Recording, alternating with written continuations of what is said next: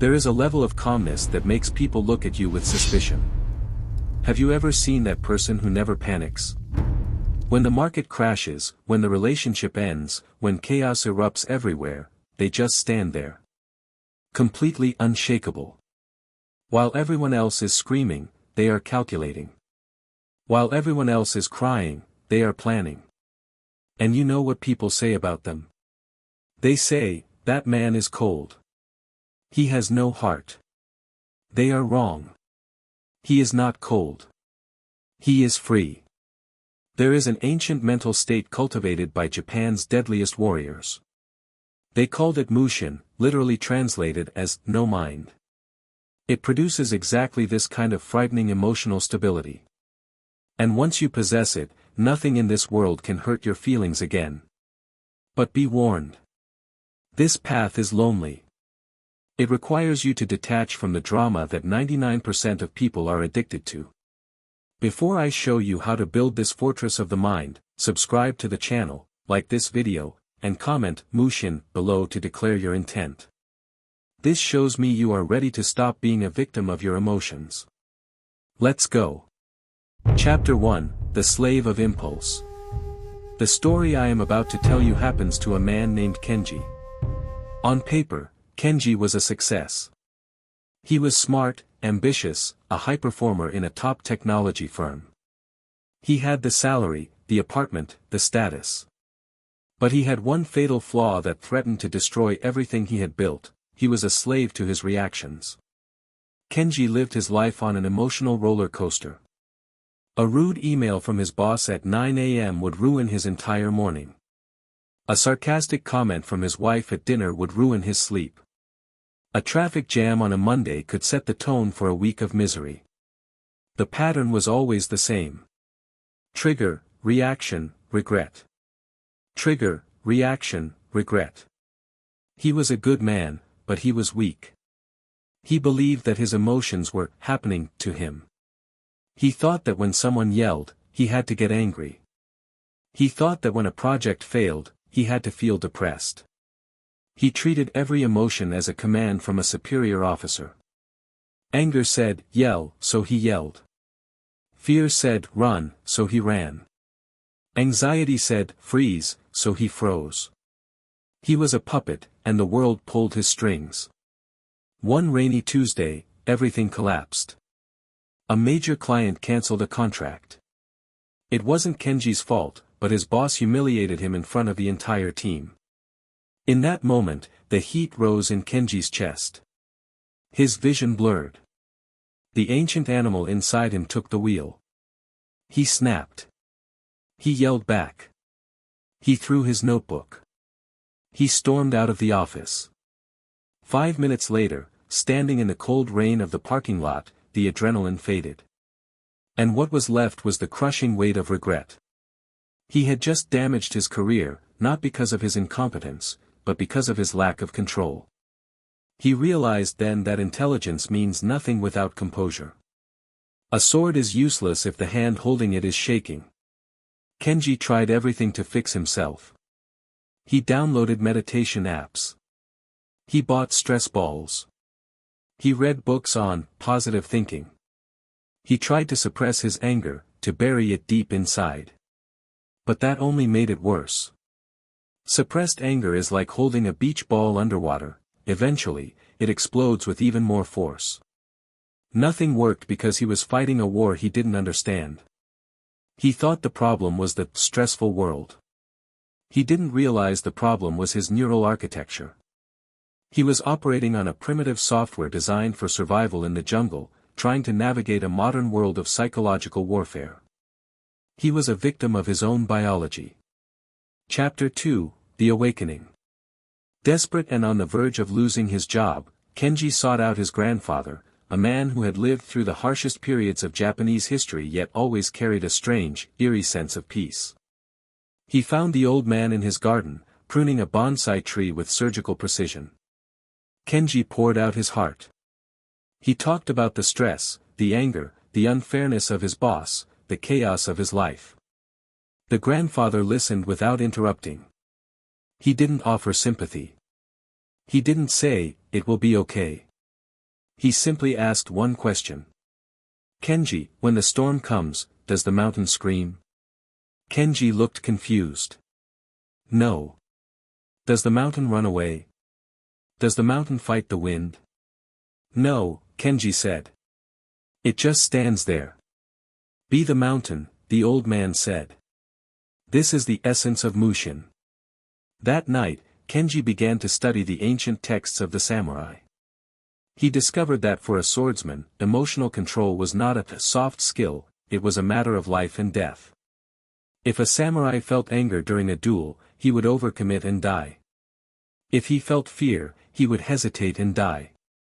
They needed a state of mind that was fluid like water and hard like steel.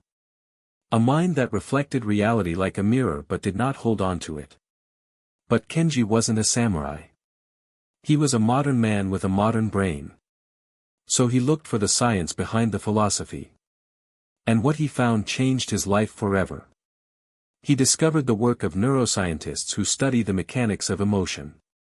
And he found a fact that shattered his entire worldview. The 90-second rule. Neuroscience confirms that the actual chemical process of an emotion, the flood of cortisol, adrenaline, and norepinephrine that rushes through your body when you are triggered, lasts only 90 seconds. Read that again. 90 seconds. From the moment you hear the insult to the moment the chemicals are flushed out of your blood, it takes 1.5 minutes. This means that if you remain angry for an hour, or a day, or a week, that is not the event. That is you. That is you consciously choosing to replay the event in your mind, re-triggering the chemical flood over and over again. You are not suffering from reality. You are suffering from your memory of reality. Kenji realized that he had the power to stop the cycle. He didn't have to stop the first wave of anger, that is biology, that is unavoidable. But he could stop the second wave. He realized that Mushin is not about having no emotions. It is about the ability to let the 90-second wave pass through you without drowning in it. But knowing the theory is easy. Executing it in the heat of battle is different. Kenji needed a system. A protocol. Chapter 3, The Protocol of Ice. Kenji realized that he couldn't just wish for calmness. He needed a weapon. He needed a system that would override his biology in real time. He studied the rituals of Zen monks and adapted them into a modern framework. He called it the Protocol of Ice. It consisted of 3 non-negotiable steps designed to kill the reactive self. Step 1, the sacred pause, the 3-second rule. The first thing Kenji changed was his timing. He realized that the most dangerous moment is the first second after the trigger. That is when the amygdala, the primitive part of your brain, hijacks your logic. So he made a rule, no reaction for 3 seconds. It sounds simple, but in practice, it was torture. When his boss yelled at him the next week, every cell in Kenji's body screamed to defend himself. His heart raced. His mouth opened to speak. But he forced it shut. He counted internally. 1, 2, 3. He looked at the chaos, but did not let it enter him. He imagined he was a statue of stone. Stone does not argue. Stone does not justify. And then, something strange happened. The silence grew loud. His boss, expecting a fight, stopped yelling and looked confused. By not reacting, Kenji had sucked the energy out of the conflict. He realized a profound truth: power belongs to the one who reacts the least. When you react immediately, you are giving away your power. You are telling the other person, you control me. You push the button, and I jump. When you pause, you are saying, I am the master here. I will choose my response when I am ready. Chapter 4, The Viewer Perspective. But pausing was only the defense. Kenji needed an offense. He needed a way to detach from the pain while it was happening. This led to the second step, the viewer perspective. Most people live their lives in first-person mode. When tragedy strikes, they say, why is this happening to me? I am hurt. I am angry. They identify completely with the emotion. They become the emotion. The samurai practiced a mental shift called zanshin, lingering awareness. They observed reality without attaching to it. Kenji started practicing a mental exercise. Whenever he felt strong emotion, he would mentally step out of his body and sit in a movie theater. He would look at the screen, and on the screen was Kenji. Instead of saying, I am angry, he started saying, I notice that Kenji is feeling anger. Instead of saying, I am anxious, he said, I notice that anxiety is present in the chest area. Do you see the difference? In the first sentence, you are the anger. In the second sentence, you are the watcher of the anger. You cannot be the painting if you are the one looking at it. By separating the self from the sensation, Kenji broke the feedback loop. The pain was still there, but it no longer controlled him. He was watching the storm from inside a warm house. Chapter 5, The Death of Hope. But there was one final demon Kenji had to face. The root cause of all his anxiety. And this is the darkest, most controversial part of Mushin. Why do you feel anxiety? Why do you fear the future? Because you are hoping for a specific outcome. You are afraid that things won't go your way. The samurai meditated on death every morning. Not because they were depressed, but because they wanted to be immune to the fear of it. Kenji implemented step 3, acceptance of the worst. He looked at his life and asked the forbidden questions, if I lose this job, will I die? No. If my wife leaves me, will I die? No. If I go bankrupt, will I die? No. He visualized the worst-case scenarios in vivid detail. He imagined packing his box at the office. He imagined living in a smaller apartment. He imagined the loneliness. And then, he accepted it. He made peace with the worst possible timeline. Most people try to think positive to avoid fear. Mushin teaches you to think negative to destroy fear. Once Kenji accepted that he could survive the worst-case scenario, fear had no leverage over him. He walked into meetings with a terrifying confidence. He negotiated deals without the desperation to close them. He spoke the truth without caring if people liked it. He became dangerous. Not because he was aggressive, but because he had nothing to lose. He had already lost it in his mind, and he was still standing. Chapter 6, The Transformation. 6 months later, the transformation was complete.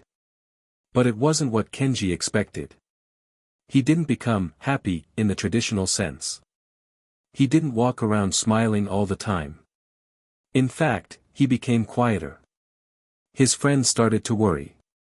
They asked him if he was depressed. They said, Kenji, you've changed.